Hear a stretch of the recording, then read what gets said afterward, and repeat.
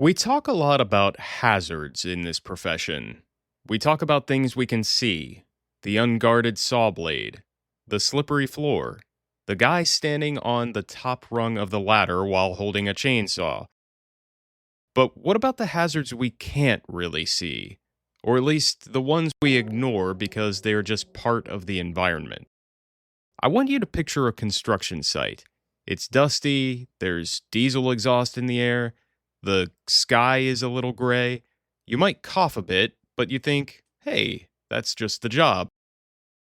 But what if I told you that the gray sky isn't just hurting your lungs in 20 years? What if I told you that the particulate matter in the air right now is actively making you dumber, slowing your reaction time, and making it statistically more likely that you will drop a crane load on someone's head today? A new study suggests that air pollution isn't just an environmental issue, it's a safety liability issue. And the numbers they found? They are terrifying. It's an all new Prove It To Me.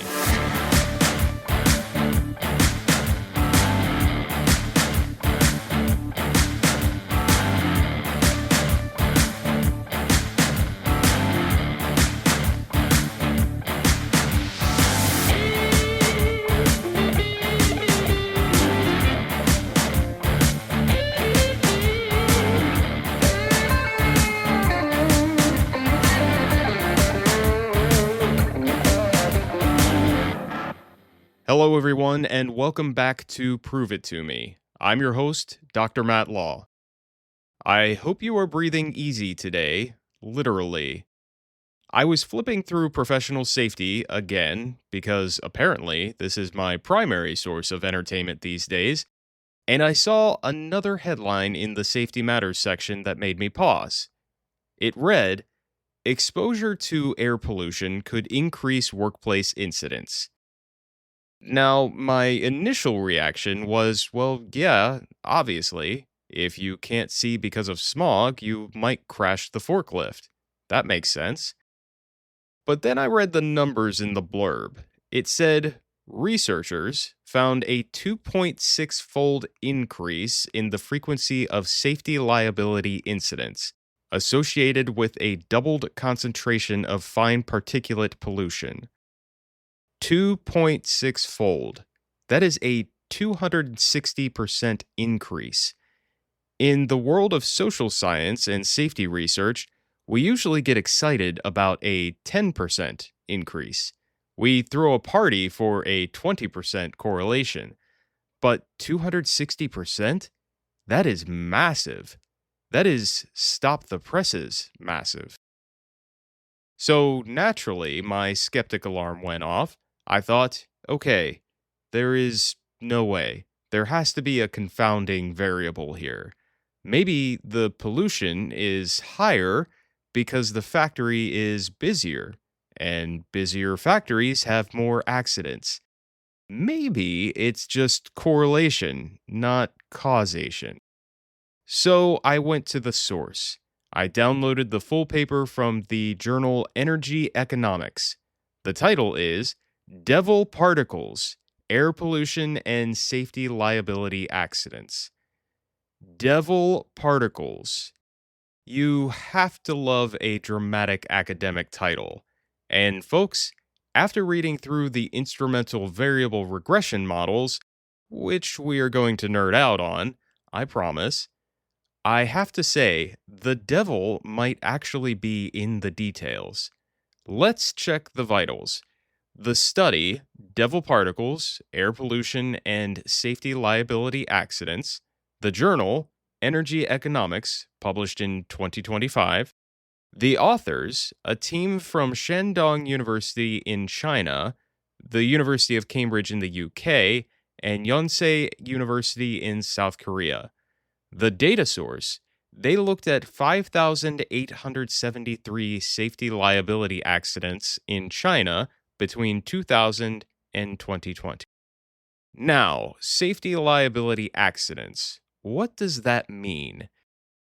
In this context, they are using data from the China Stock Market and Accounting Research, CSMAR, database. These are significant accidents involving listed companies. We aren't talking about a paper cut.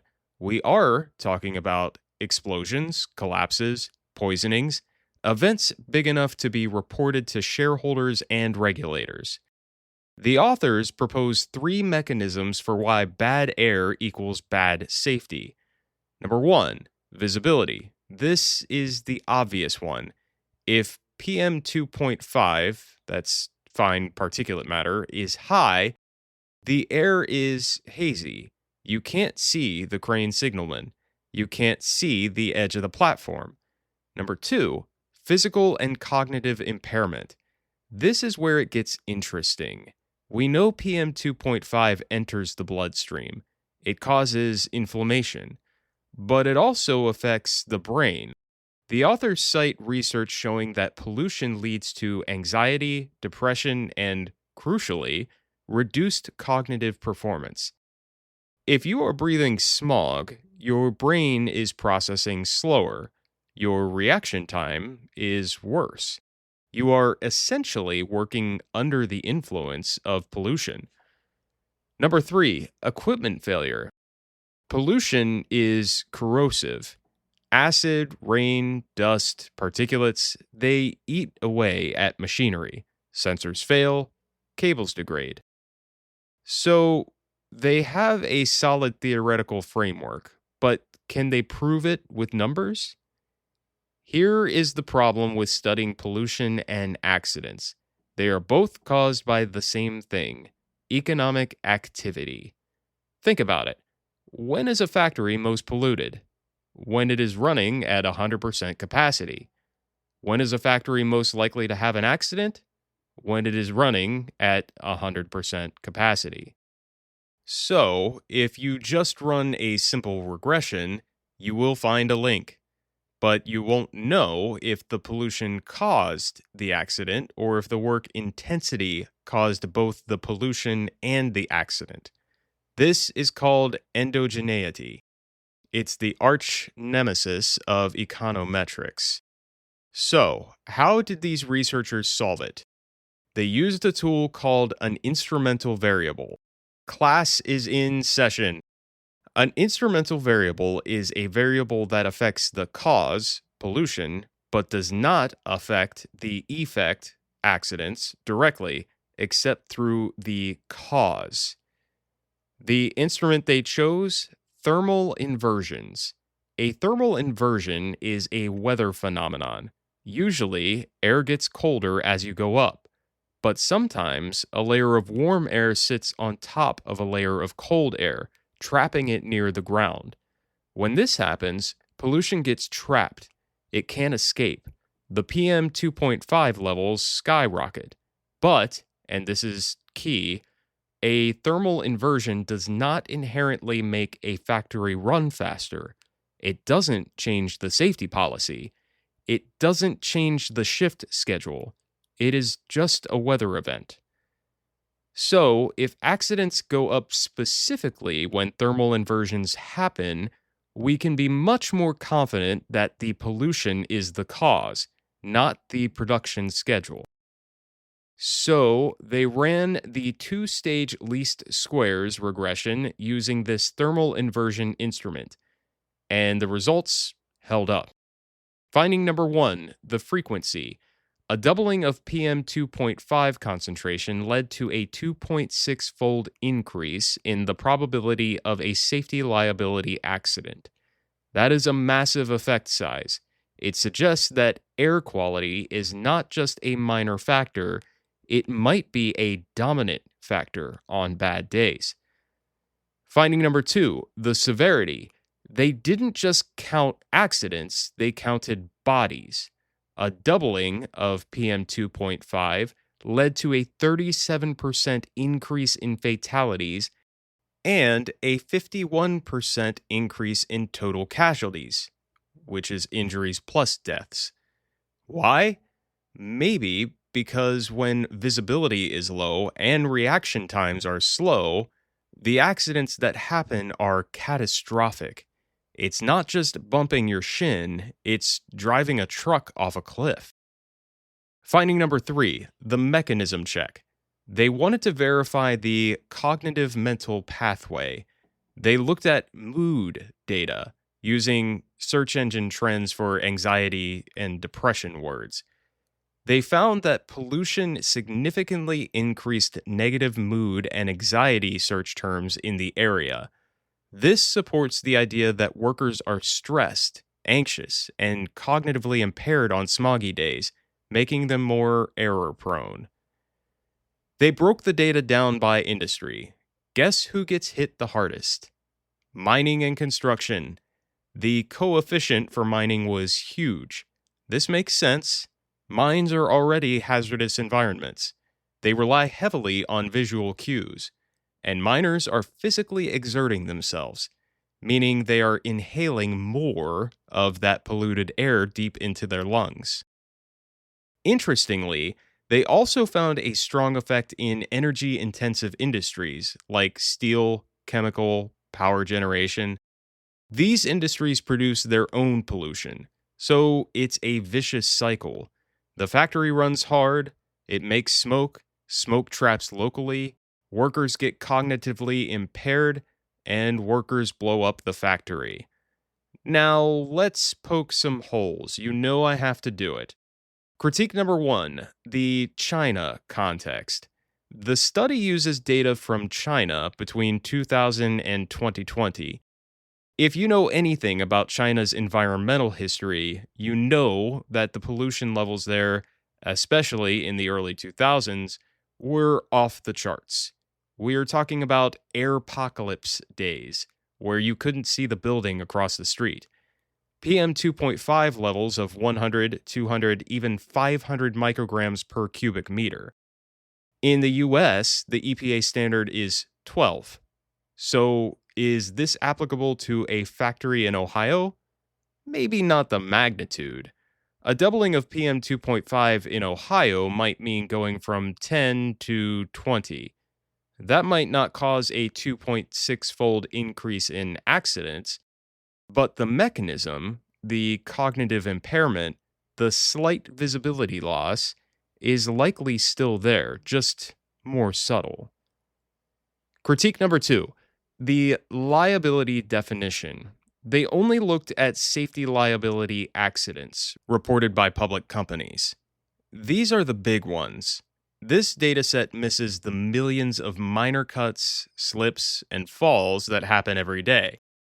It is possible that pollution causes catastrophes because of the visibility and equipment failure aspect, but doesn't necessarily cause more minor injuries. Or maybe it causes more, but they aren't reported. We don't know. Now, critique number three, the equipment pathway. The authors mention equipment corrosion as a pathway. I buy the visibility one, but equipment corrosion? That happens over years. The study links daily pollution spikes via the thermal inversions to accidents. I doubt that a high pollution Tuesday causes a steel beam to rust through and collapse on Wednesday. That feels like a stretch to me. I think the human factor, the brain fog and the blindness, is the real culprit here. So, why does this matter to you? If you are a safety manager, you probably check the weather for rain. You check for lightning. You check for heat stress. Do you check the air quality index? If this data is right, a code orange or code red air quality day is a high risk safety day. Your workers are statistically dumber, slower, and blinder on these days. So, what can you do? Monitor AQI.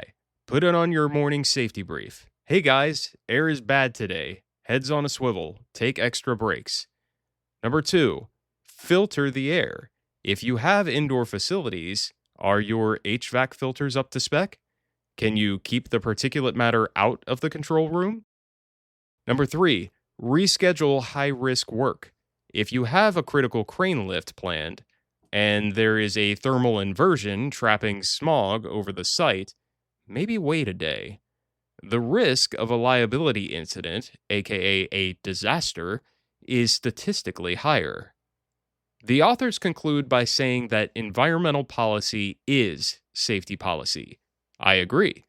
We often treat EHS as environment, health, and safety, three silos. The environmental guy worries about the scrubber permit, the safety guy worries about fall protection. But this study shows they are the same thing.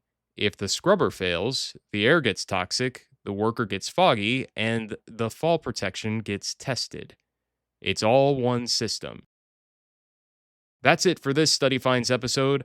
I'm going to go check the AQI in my office, although, given that I work from home and have two dogs, the particulate matter is mostly fur. I wonder if there's a study on the cognitive impact of shedding. As always, if you have research that you want to share on the podcast, whether it's your own or just a really cool study you found, or some research you've been able to effectively put into practice, send me an email at contact@proveitpod.com. Until next time, I'm Dr. Matt Law. Thanks for listening to the Prove It To Me podcast. Take care and stay safe, everyone.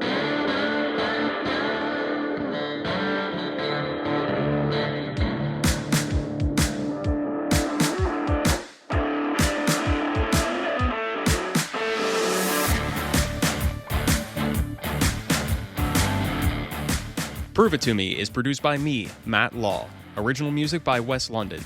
You can find this podcast on Podbean, Apple Podcasts, Spotify, YouTube, Amazon Music, and iHeartRadio. Like what you've heard so far? Please like, subscribe, and follow wherever you get your podcasts, and leave a 5-star review on Apple Podcasts. Got questions about what we talked about or research that you want to share? Send an email to contact@proveitpod.com. The views and opinions expressed in this podcast are those of the host and its guests and do not necessarily represent the official position, opinion, or strategies of their employers or companies.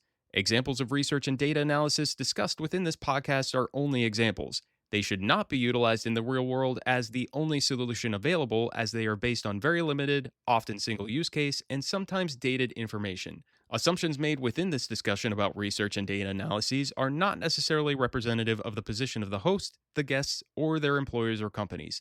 No part of this podcast may be reproduced, stored in a retrieval system, or transmitted in any form or by any means, mechanical, electronic, recording, or otherwise, without prior written permission of the creator of the podcast. The presentation of the content by the guests does not necessarily constitute an active endorsement of the content by the host.